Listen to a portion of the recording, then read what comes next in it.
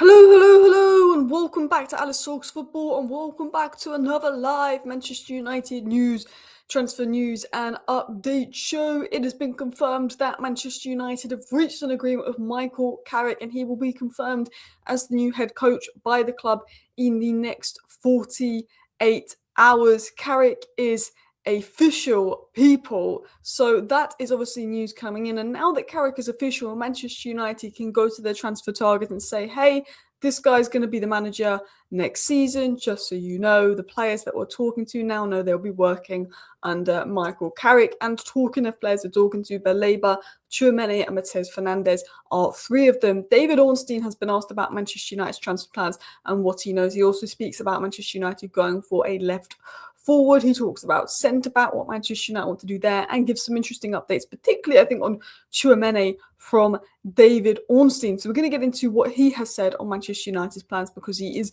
a very reliable source. We're going to get into other stories, other news and more. But Sami Mokbel has just broke 10 minutes ago that Carrick, I mean, it's not really breaking news because we've already got the here we go for Carrick and stuff, but Sami Mokbel has come out 10 minutes ago and said that Carrick has agreed a new contract with Manchester United is going to be announced. Also, we will touch upon Ugarte leaving. Reports are coming out that Manuel Ugarte is going to be the first. Manuel Ugarte is expected to be the first player to leave this season. And in fact, apparently Manuel Ugarte leaves Carrington right after training sessions. He's the first to leave, while Bruno is the last to leave. Apparently Ugarte's not showing much dedication, is one report, but Samuel Luckers likes to spin the pot a little bit there, stir the pot a little bit there as well. Of course, I will say this, lots of the news is really positive. Lots of the news is really great when it comes to Manchester United right now. But what I will say is it spin? Is it spinning us? Because we've got all these words. We're going to do this. Three midfielders, left winger, left back, centre back. We're going to spend big, Champions League budget, Carrick, Spinios. Is it Spinios or is it Actios? Because I want to see Actios, Ineos act, not Ineos spin. Let's dive into it. Before we dive into the news, I just saw this today. And it's true. And I was like, yeah, this is a disgrace. Yeah. No wonder we need three midfielders. Look at this. I was just reading this before I was about to go live.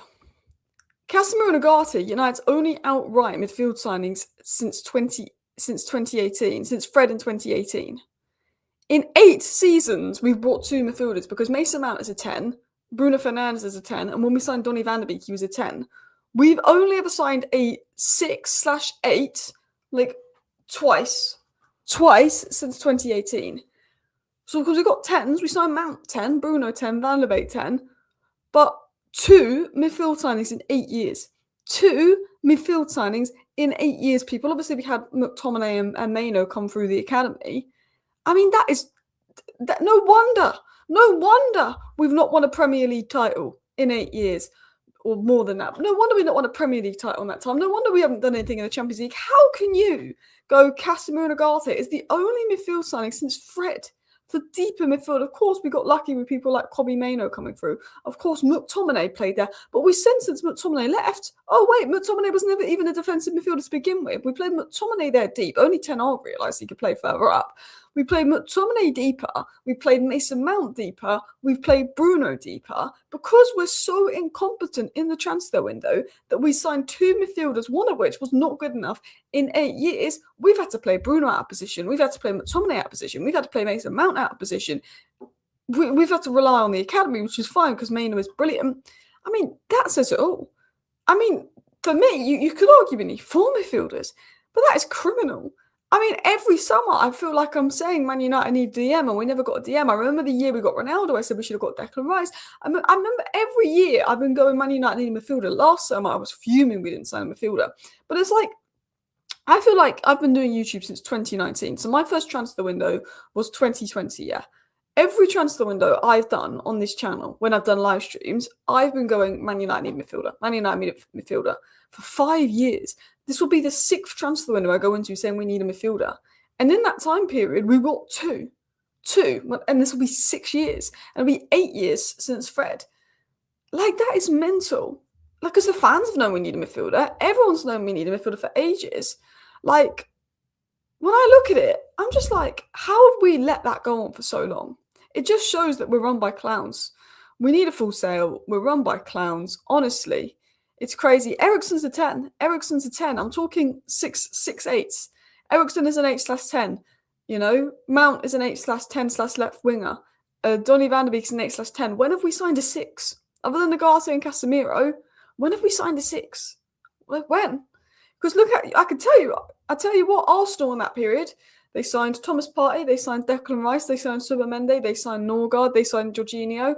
Arsenal in that period, off the top of my head, signed 5 number 6s in the same period we signed 2. Manchester City had signed, obviously, Rodri, Nico Gonzalez. Mateus Nunes was actually meant to be a 6 when Manchester City signed him. I'm sure they've signed other players that I just can't think of off the top of my head because they sign about 1 million players and sell them the next year. You know, Liverpool signed so many players in that period. You know, they signed Endo, they signed Gravenberch, they signed McAllister, they signed Soboslai's more of a 10. But again, you know, you look at it and you go, how can you neglect that position for so long? That 6th position is mental. Absolutely mental. Yeah, they signed Kovacic.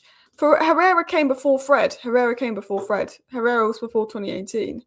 Kovacic is another one for City. I do like Fabio Ruiz. Matic was before Fred. Yeah, we haven't signed. Do you know what? We never replaced Michael Carrick. The funny thing is, Michael Carrick's our manager, and we've never really replaced him. So I think Schneiderlin was the Michael Carrick replacement, was crap. Schweinsteiger was crap. Herrera was good. Matic was good for like 2 seasons, then his legs fell. Like, when it's come to replacing Michael Carrick, we had Matic for 2 seasons. We've had Casemiro, he's had 2 good seasons, 1 bad season. We never really even replaced Michael Carrick. That's mental. That's actually mental when you deep it. But anyway, look, I could go on and on and on, but you're not here to talk about Man United and Michael Carrick in midfield. We're here to talk about Manchester United's transfer plans, David Ornstein's transfer plans. That's what we're here to talk about. So let's dive into that. Let's dive into the actual news because I've been blabbering for 7 minutes. Yeah. As well as quality, United will be looking to increase quantity of players in their squad after qualifying for the Champions League. I think we need 2 good players in each position. So Sesko is the striker. If Xerxes goes, let's bring in a decent level striker.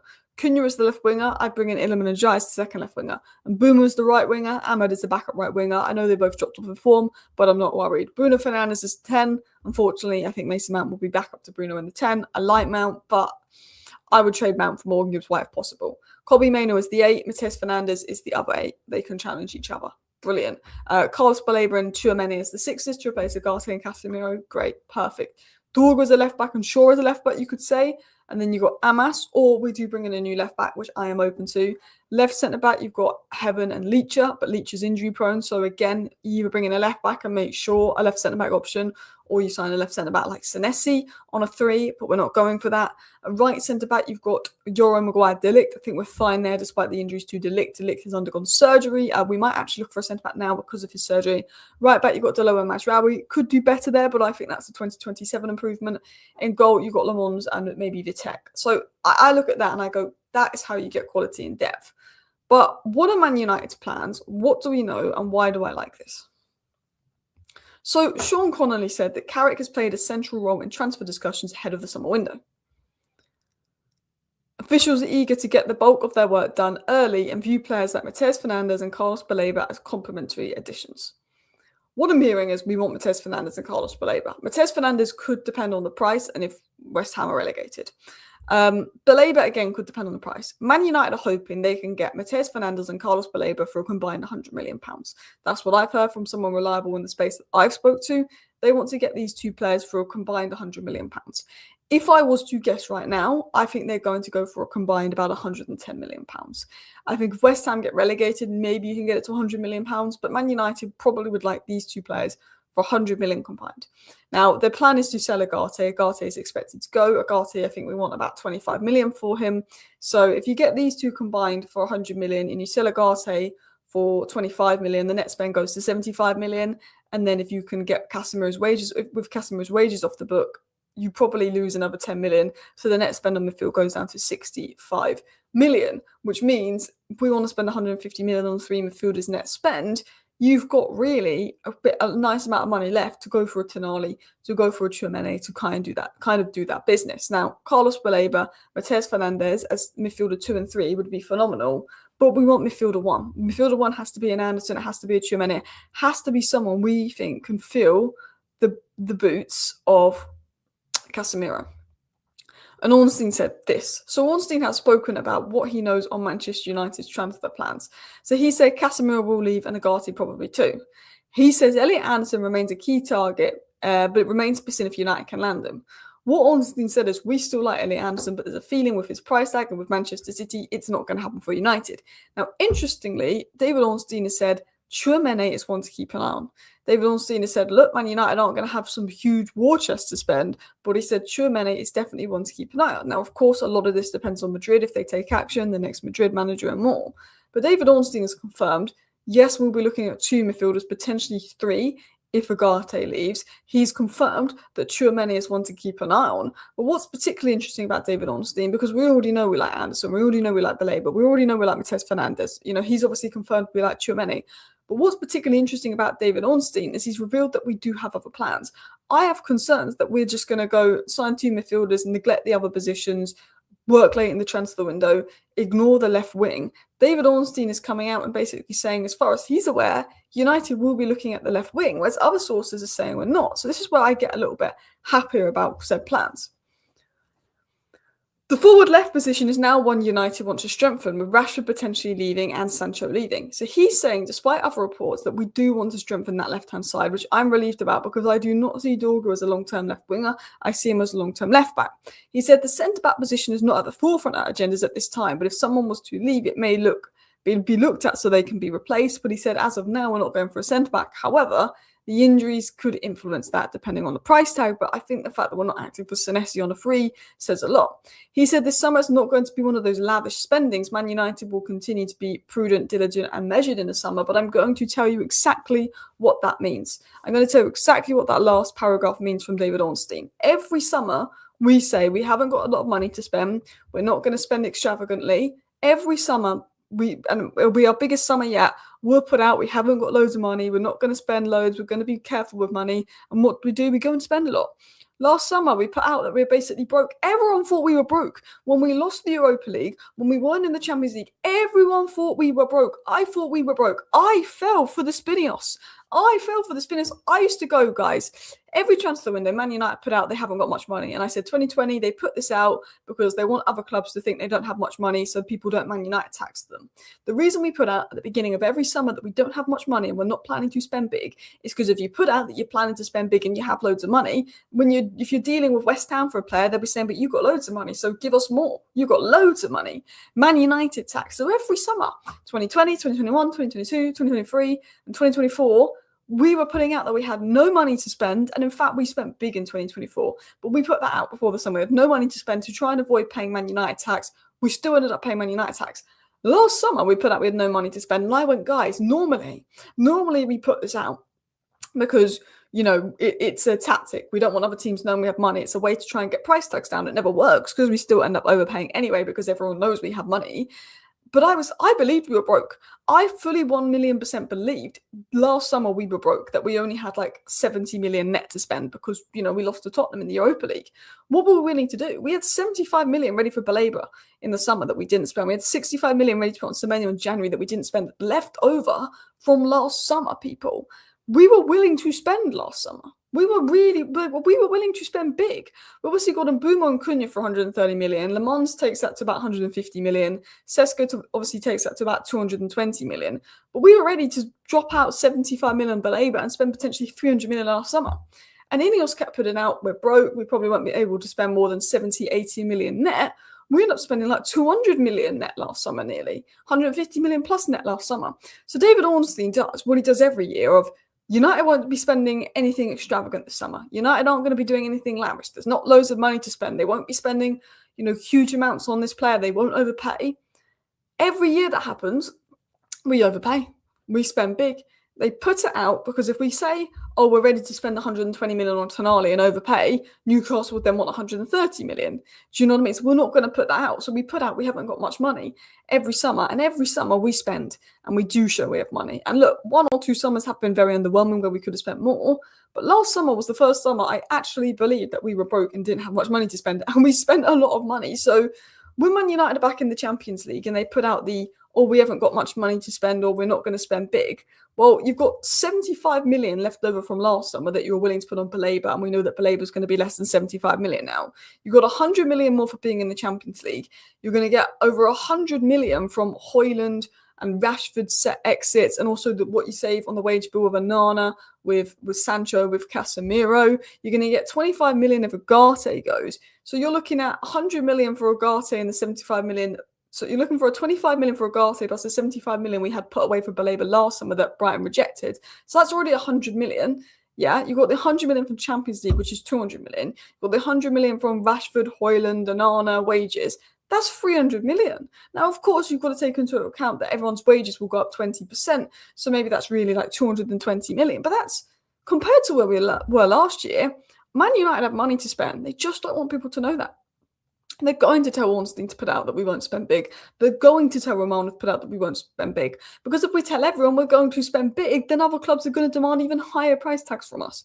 If we go and tell everyone we've got loads of money, that's what happens. So everyone's like, oh, but Ornstein said we're not going to spend massive. Well, yeah, because Ornstein's been told to say that. Ornstein said we're looking at 2-3 midfielders. We're looking at a left winger and, potentially, a backup striker. That's 5 positions. You got to think about it. And look, I'm happy with what Ornstein said because we've been linked to the right kind of players. Ornstein's saying we're going for these midfielders. He said, Tchouaméni's one to watch. For me, we need at least 5 signings. I want 7. But yeah, this summer we generally have a lot to spend. Yeah. So when journalists say, we don't have loads to spend, remember we were ready to drop 65 million on Semenyo in January. Remember we were ready to drop 75 million on Baleba in August. Well, that money is just going to be added to this summer's budget. Leftover money from last year will be added to this year.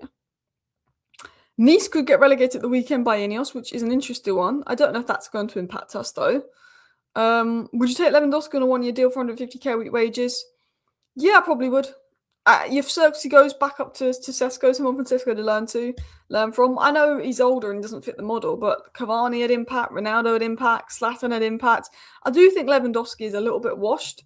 There's a reason why Barcelona fans want him gone. But I think Lewandowski would still have something to bring, even at 37. He's got 13 goals in La Liga. But then I guess the Prem is so much harder than La Liga. And Lewandowski is one of those that I think 2 years ago I would have brought for a season. Now I'm a bit more reluctant, but no, I'm not against it. Do you think we'll get money for Rashford? Yeah. Rashford's had too good of a season for someone not to pay 30 million for him. It would be pure. If Rashford was a Man City player, Barcelona would have already paid 50 million for him. I promise you, they're just trying it on because it's Man United. Do you not want Tchouaméni and Baleba? Not good enough, not right mentality and attitude, too expensive, better players available.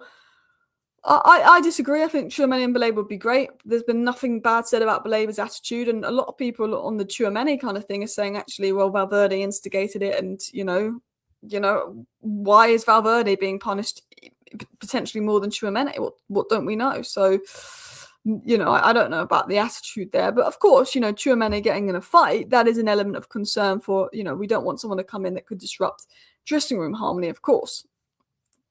I would take Lewandowski plus Man United, like 3 players. I'm open to someone like Lewandowski on a free, like an experienced striker, but I do think he is a bit washed right now.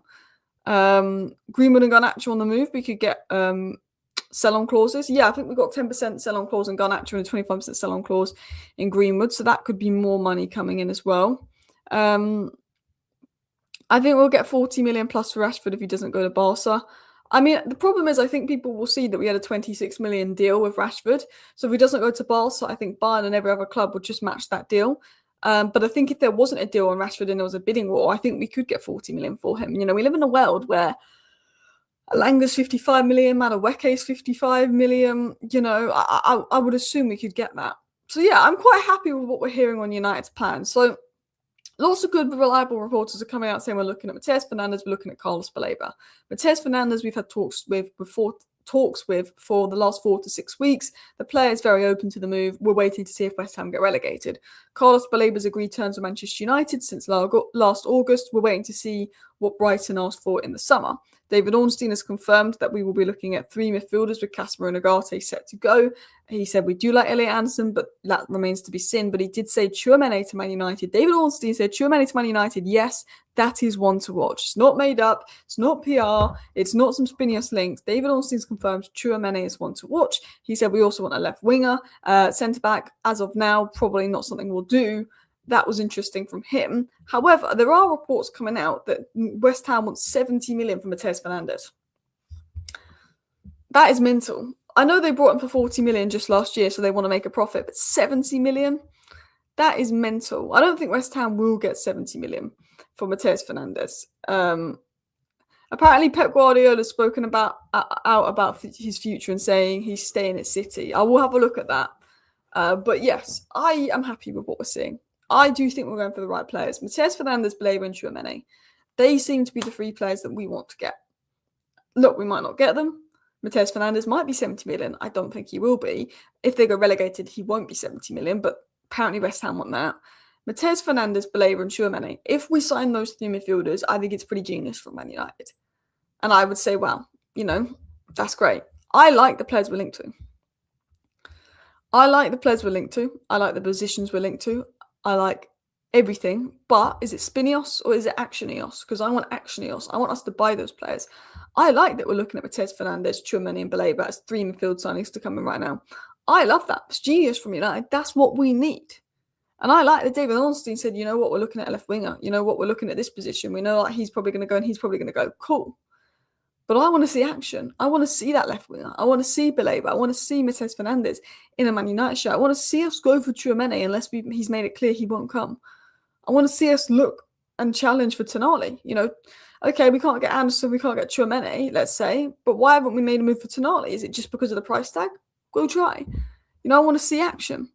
I want to see action from Manchester United because I like the players we're linked with. I like what we're reportedly planning to do, but I want to see action. The news coming out is basically that United are going for Matheus Fernandes and Carlos Baleba in the summer, and that's basically been confirmed by many sources, but it could depend on the fees. Other news stories coming out is obviously that Carrick has now agreed a deal with Manchester United. And final reports coming out from David Ornstein is that we do want to go for 3 midfielders and that Tchouaméni is one to keep an eye on. But David Ornstein also said we will go for sort of a left-sided attacker, whereas other sources saying we're not looking at left-sided attacker. So, look, I do think that the players we're linked to is really promising. Really, really promising. Again, could be Spinios, but this is the summer where, other than Edison and maybe Morgan Rogers, who did have a good game last night, I'm pretty happy with nearly every name that's linked to us. Every name we're looking at, every name that's linked to us, I'm like, yes, yes, yes, yes. Now, look, of course, actions speak louder than words. I need to see us go buy those players, get those players over the line. But the players that we're linked to, the players that Ineos are reportedly looking at, Man United's reported plans, I really like. I think they're smart, but obviously, can we pull them off? Can we do it? There's big questions around that. But yeah. West Ham spent 40 million. Matheus Fernandes from Southampton. They need to go down for any chance of a reasonable fee. Yeah, I think they want 70 million if they stay up. I think if they go down, they'll have to take about 50 million max.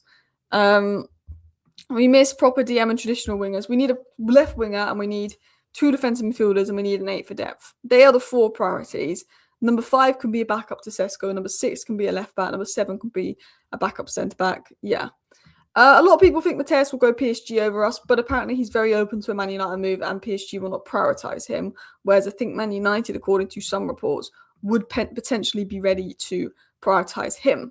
But listen, people, an agreement has been reached with Carrick. David Ornstein has given some updates on our transfer plans, and which is particularly interesting because he's a tier 1 source. We've been linked to some good players, and look, let's hope Manchester United can pull off a lot of the names they're linked to because I like the names we're linked to, but I need to see action. Thank you people so much for watching. See you next time. Bye.